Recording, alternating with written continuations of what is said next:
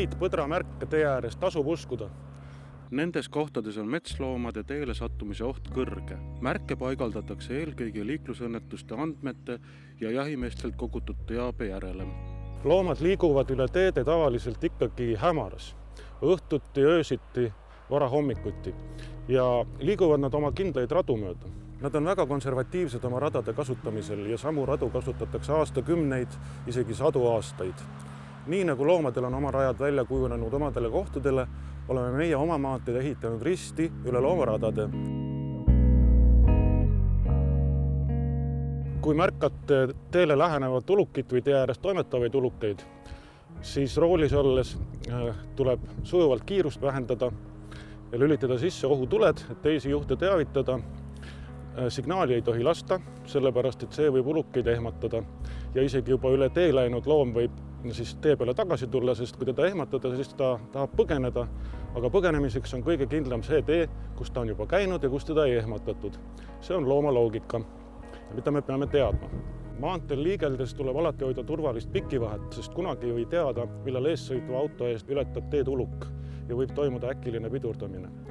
See pikivahe on hea arvutada sekunditesse, mis võiks olla näiteks 4 sekundit, siis jääb aega reageerimiseks. Pimedal ajal või hämaras sõitmisel tuleb kiirust alati vähendada vähemalt 70 kilomeetrini tunnis, sest nähtavus ju oluliselt lüheneb. Ja minule vähemalt tundub küll lähituledega sõitmisel üle 70 kilomeetri tunnis kihutamine just nagu vastu seina sõitmisena. Hea on teada ka seda, et pimedas ulukite silmad autotulede valgusel helendavad, peegeldavad vastu. Tegelikult neil on helkurid küljes, paneme neid tähele. Kui ikkagi on juhtunud õnnetus ulukiga maanteel ning kokkupõrkes on viga saanud inimesed, siis tuleb helistada kindlasti hädaabi numbril 112. Kui on toimunud kokkupõrge metsloomaga ning maanteel on hukkunud suuruluk, siis helistada Keskkonnainspektsiooni telefonile 1313. Kui on toimunud kokkupõrge metsloomaga ning maanteel on hukkunud väikeuluk, siis helistada maanteeinfotelefonil 1510. Kindlasti tuleb anda teada õnnetuse täpne asukoht. Ka aastaajati on ulukitel erinevaid põhjusi rohkem liikuda. Näiteks rebastel ja huntidel on pulmaaeg veebruaris, ilvestel märtsis. Karud peavad pulmi maikuus. Maikuus satuvad ringi ekslema ka eelmise aasta noored põdramullikad, keda põdralehmad enda juurest minema peletavad, sest uus vasikas on peagi sündimas. Ja siis nad on nagu vagunid ilma vedurita ja ekslevad ringi.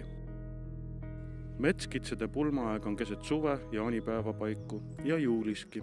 Põtrade pulmaaeg sügisel, septembris-oktoobris. Siis on ka ajujahi aeg, mis ajab loomi rohkem liikvele. Loomad liiguvad rohkem ka näiteks talvel, kui tekib püsiv lumikatte, et elupaiku vahetada. Ja väikekiskjad. Nemadki on ära õppinud, et maantee äärest võib leida hukkunud linde ja loomi. Nemad käivad just öösiti maantee ääri kontrollimas. Siilidki teavad seda, et putukad ei julge hästi üle asfaldi minna ja siis leiab neid maantee äärsetest rohuribadest palju.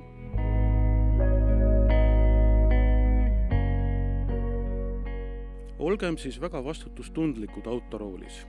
Arvestagem loomadega nende teeületuskohtades, nendel päeva ja aastaaegadel, kui nad kõige rohkem liiguvad. Sest eemalt vaadata on ju ilusam ja ohutum. Nautigem Eesti loodusrikkust turvalisest kaugusest ja hoidkem seda.